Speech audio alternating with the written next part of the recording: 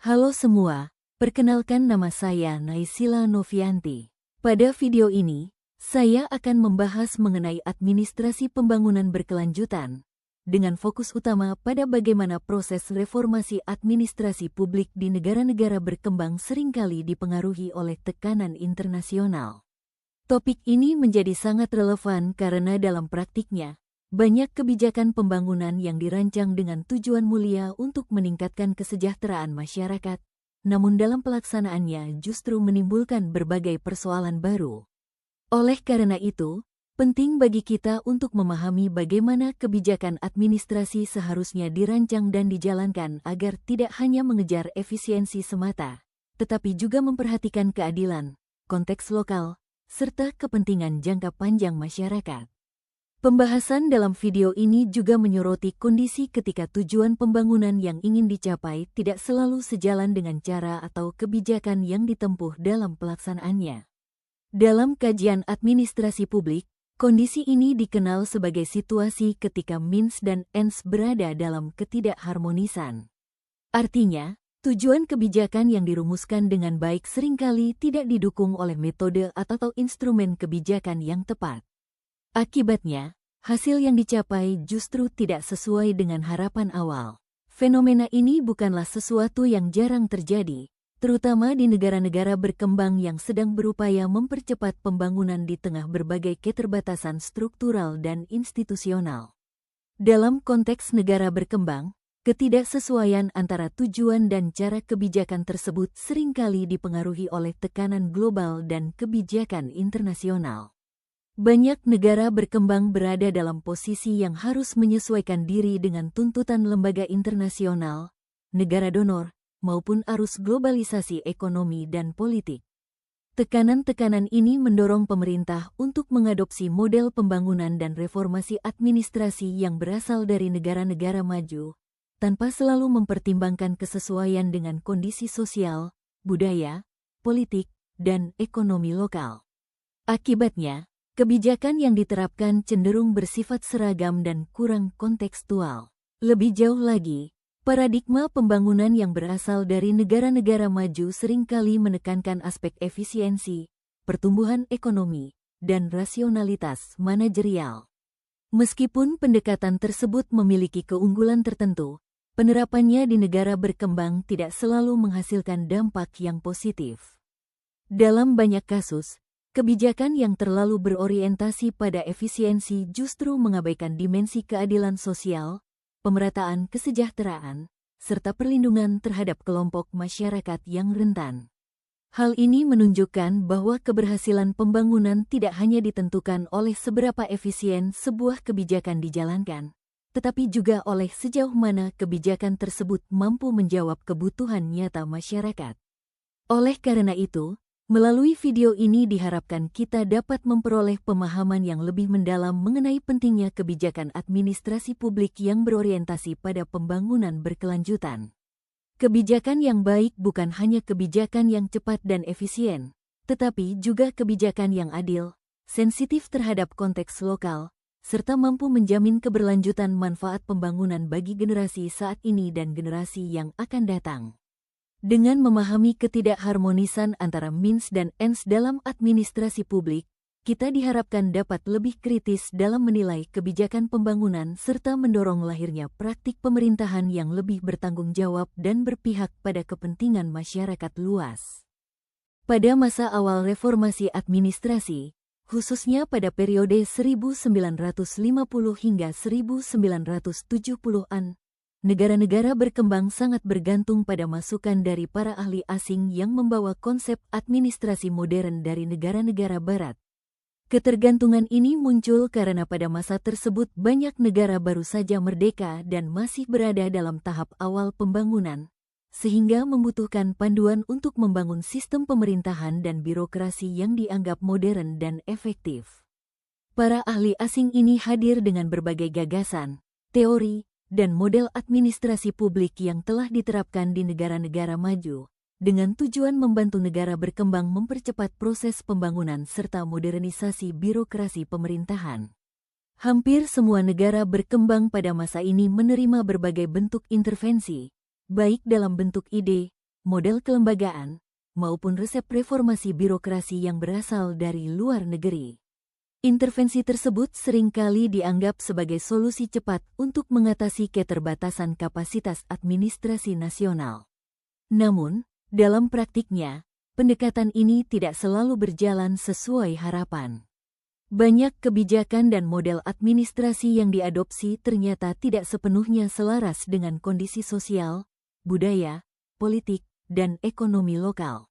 Struktur masyarakat yang berbeda, tingkat pendidikan yang belum merata, serta dinamika politik domestik yang kompleks membuat penerapan konsep-konsep tersebut menjadi tidak efektif. Akibat dari ketidaksesuaian tersebut, reformasi administrasi yang semula diharapkan mampu meningkatkan kinerja pemerintahan justru menimbulkan berbagai persoalan baru. Birokrasi menjadi tidak efisien, terjadi kebingungan dalam pembagian kewenangan, serta lemahnya kapasitas administrasi nasional dalam menjalankan fungsi pelayanan publik. Dalam banyak kasus, reformasi yang terlalu berorientasi pada peniruan model asing justru menjauhkan birokrasi dari kebutuhan masyarakat lokal. Hal ini menunjukkan bahwa keberhasilan reformasi administrasi tidak hanya bergantung pada seberapa modern konsep yang digunakan, tetapi juga pada sejauh mana konsep tersebut dapat beradaptasi dengan konteks lokal.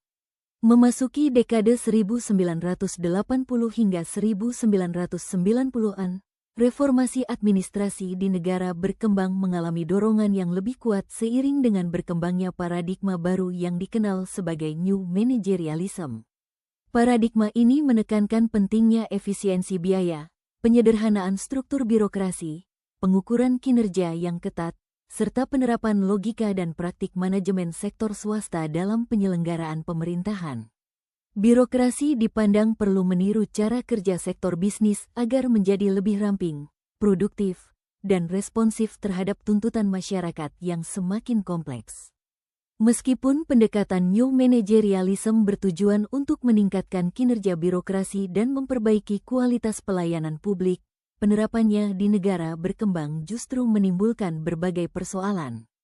Orientasi manajerial yang terlalu menekankan efisiensi dan produktivitas seringkali mengabaikan kepentingan publik, pemerataan kesejahteraan, serta prinsip keadilan sosial.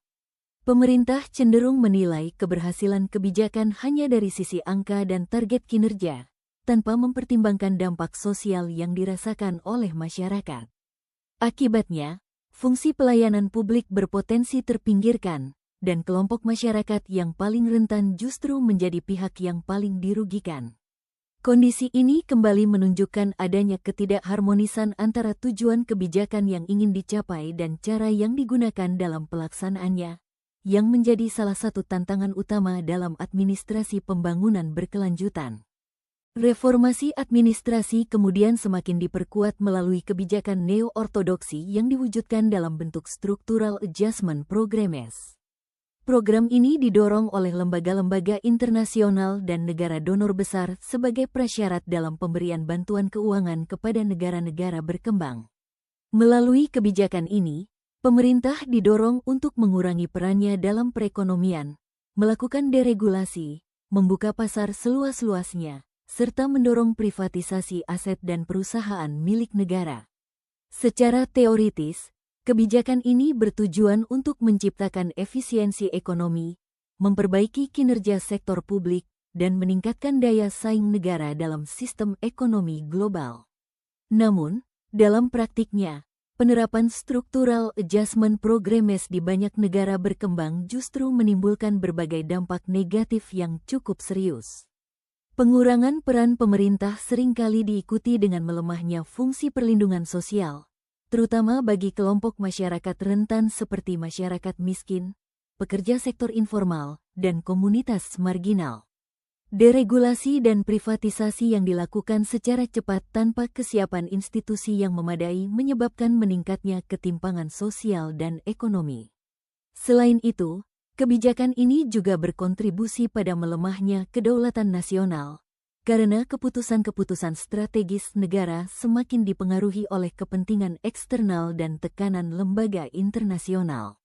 Ketidaksesuaian antara tujuan kebijakan dan cara pelaksanaannya dapat dilihat secara konkret dalam studi kasus privatisasi di Indonesia, salah satunya pada privatisasi PT Semen Gresik. Pemerintah pada saat itu memiliki tujuan untuk meningkatkan efisiensi badan usaha milik negara serta memperoleh tambahan penerimaan negara.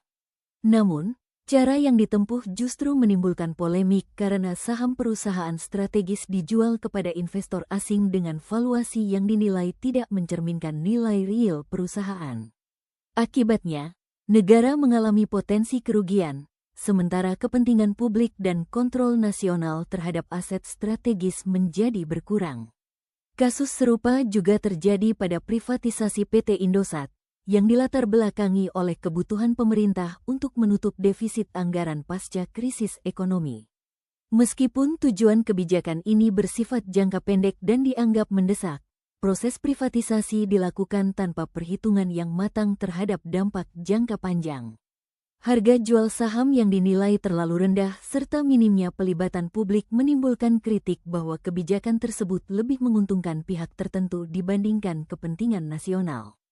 Dalam konteks ini, terlihat jelas adanya ketidakharmonisan antara ends atau tujuan kebijakan dengan means atau cara yang digunakan untuk mencapainya. Oleh karena itu, administrasi pembangunan berkelanjutan menuntut adanya pendekatan kebijakan yang lebih berhati-hati, transparan, dan akuntabel. Setiap kebijakan, khususnya yang berkaitan dengan privatisasi aset strategis, harus didasarkan pada valuasi yang independen, melibatkan berbagai pemangku kepentingan, serta mempertimbangkan dampak sosial, ekonomi, dan politik secara menyeluruh. Kebijakan pembangunan tidak seharusnya hanya berorientasi pada kebutuhan fiskal jangka pendek, tetapi juga harus mempertimbangkan keberlanjutan manfaat bagi generasi mendatang dengan tetap menghormati konteks sosial dan budaya lokal. Sebagai penutup, materi ini menegaskan bahwa tujuan utama administrasi pembangunan adalah mewujudkan kesejahteraan masyarakat secara berkelanjutan dan berkeadilan. Pembangunan yang berhasil bukan hanya diukur dari pertumbuhan ekonomi atau efisiensi administrasi, tetapi juga dari sejauh mana kebijakan tersebut mampu melindungi kepentingan publik dan menjaga kedaulatan nasional. Hal ini hanya dapat dicapai melalui kepemimpinan publik yang berintegritas, bertanggung jawab, serta berpihak pada kebutuhan dan aspirasi masyarakat luas. Dengan demikian, administrasi pembangunan berkelanjutan menjadi fondasi penting dalam menciptakan pemerintahan yang adil, inklusif, dan berorientasi pada masa depan. Sebagai penutup, dapat kita simpulkan bahwa administrasi pembangunan berkelanjutan merupakan proses yang menuntut keseimbangan antara tujuan pembangunan dan cara yang digunakan untuk mencapainya.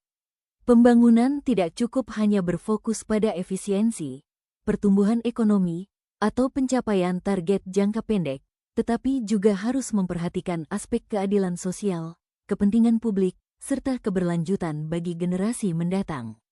Ketika kebijakan yang diambil tidak selaras dengan konteks sosial, budaya, dan ekonomi masyarakat, maka tujuan pembangunan yang ideal justru berpotensi melenceng dari hasil yang diharapkan.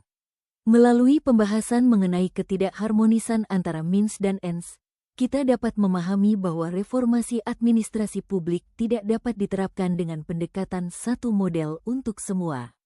Pengalaman negara-negara berkembang menunjukkan bahwa adopsi kebijakan dan model administrasi dari negara maju tanpa penyesuaian yang matang justru dapat menimbulkan berbagai persoalan baru, seperti ketimpangan sosial, melemahnya perlindungan terhadap kelompok rentan, hingga berkurangnya kedaulatan negara dalam pengambilan keputusan strategis.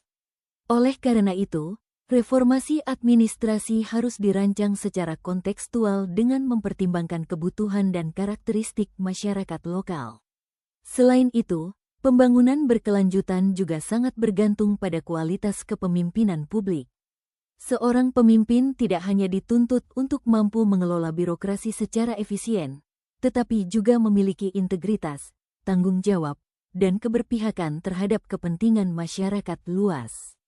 Kepemimpinan yang baik akan mampu membangun kepercayaan publik, mendorong partisipasi masyarakat, serta memastikan bahwa setiap kebijakan yang diambil benar-benar memberikan manfaat yang adil dan berkelanjutan.